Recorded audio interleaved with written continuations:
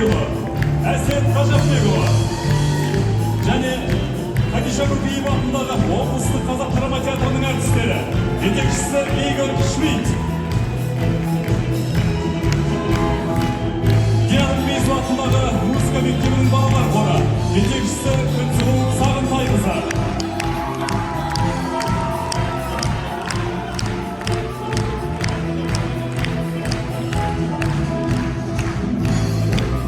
Қазақстан Республикасының мәдениет қайраткері, дирижер Рамила Ерғалиева.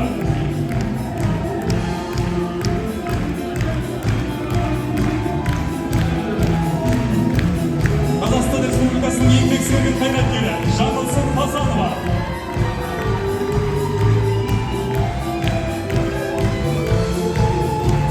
Абдулла Мұхамбалиев, Мырзабек Каримуллаев, Мейіржан Қабдолов, Гүлсарат Габдулова, Тілек Сағындықұлы, Гаухар Абдрахим, Әсет Әли, Перизат Қайырбаева, Ералхан Бизанов, Самат Асуан. Дыбыс режиссері Бекнұр Қорған.